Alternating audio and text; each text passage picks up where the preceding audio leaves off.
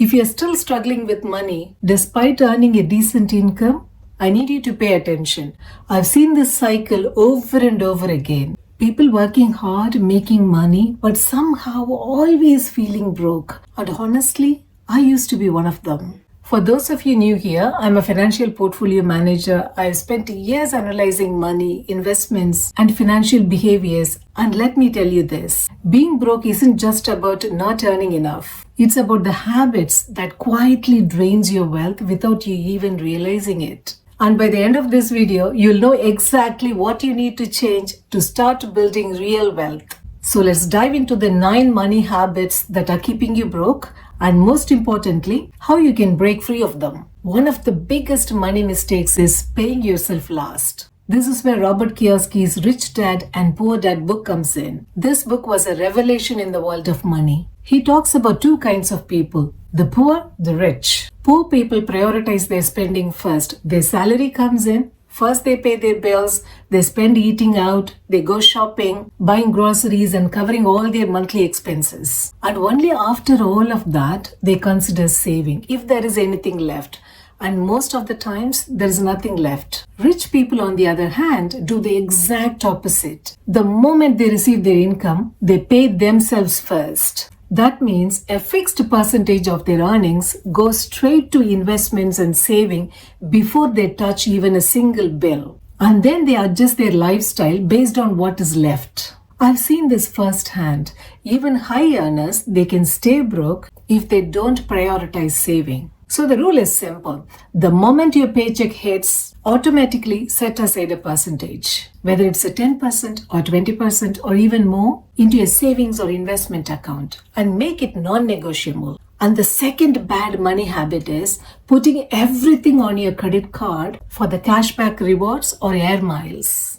I have to admit, I fell for this too. Back when I started working, I was obsessed with credit cards. The cashback, air miles, lounge access at the airports, VIP perks, it felt like I was gaming the system. I told myself, hey, I'm making money back on my spending, so why not put everything on the credit card? The problem?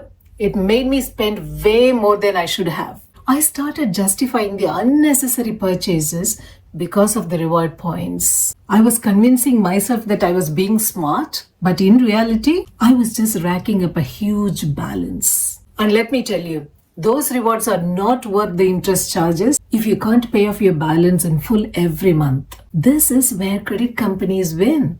They lure you in with the rewards. But if you overspend and carry a balance, those perks will quickly turn into a debt trap with 20 to 30% interest rates. This cancels all the benefits you get from the cashback.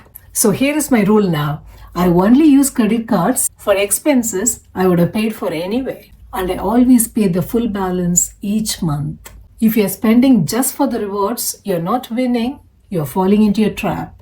Neglecting emergency savings. Think about it. If you lost your main source of income today, how long could you survive without borrowing money? If your answer makes you nervous, it's time to prioritize your emergency fund. This connects to point number 1, which is about paying for yourself before paying the bills. Emergencies don't care about our financial plans. I've seen people take out loans for unexpected medical bills, car repairs, or sudden job loss. That's why an emergency fund is always non-negotiable. Without an emergency fund, every unexpected expense becomes a crisis. It'll throw your entire financial situation into a chaos. And when you don't have cash saved up, you will rely on credit cards, which will only push you deeper into the bad debt. Aim for at least 3 months of expenses set aside in an easy-to-access savings account. Start small if you need to. Even setting aside £500 or £1,000 can make a huge difference when life throws something unexpected at you.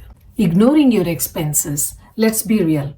How often do you check your bank statement? Back when I started working in finance, I used to think, I'm earning okay. I don't need to track every penny. And one day, I sat down and checked where my money was going. That's when I saw the mindless spending. Subscriptions I was not using, Uber rides I could have avoided, expensive takeaway dinners. If you don't track your spending, your money controls you instead of you controlling your money. Start by tracking all your expenses for 1 month and you'll be shocked. The biggest money mistake is avoiding investment because it seems complicated.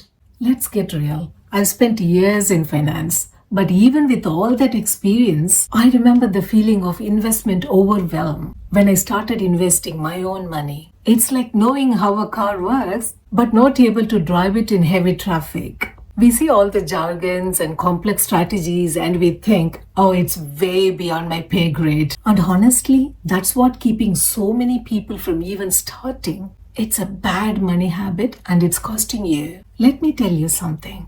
Keeping money in your savings account won't make you rich. Inflation will eat away at it. Not investing is actually riskier. You're missing out on the benefit of compounding growth. Wealthy people don't just make money, but they make their money work for them. Think about it. If you start investing just £100 a month in your early 20s, by the time you retire, you could have hundreds and thousands of pounds, even millions, thanks to the compound interest. But if you wait, you're leaving that money on the table. Relying on one source of income is always risky. If you lose your job, your entire financial stability is gone. Wealthy people have multiple income streams, side hustles, rental income, dividends. It's time to build additional income streams. Imagine not being tied to just one paycheck. Imagine that freedom. That's what diversifying your income can do. It's not just about money. It's about the control of your life. The big spending. Okay, can we just have a moment of honesty? Is anyone else feeling like social media is like a giant shopping mall? Because I swear, every time I scroll, I see something screaming at me, spend, spend, spend. You deserve this, you need this, everyone else has this. And before you know it, your cart is overflowing and your bank account is crying. They are making us spend everything instead of saving. Look, I get it. We all have to have nice things, feel good. But here is the thing. Those perfectly curated lives we see online, they're often just that, curated. And those ads, they're designed to make you feel like you're missing out. The problem isn't just the ads, it's the mindset. We are being told that happiness comes from things, not from relationships, not from experiences, not from financial stability. So let's take back control of our wallets and our minds. Not setting financial goals is like trying to build a house without the blueprint. It's a recipe for a pretty messy pile of bricks. I remember when I first started working, I was just happy to have a paycheck. I wasn't thinking about the future, about saving, about anything. I was just spending. Then something happened. I wanted to travel. I wanted to buy a house. I wanted to, not worry about money all the time. But I realized I had no idea how to get there. I had no plan, no goals. I was just floating. And that's when I realized this has to change. Money always needs a direction. Otherwise, it just disappears. Make smart moves. Specific, measurable, achievable, relevant, and most importantly, time-bound. Thinking it's too late to start. I've had people tell me, I wish I started investing 5 years ago. The best time to start was 5 years ago.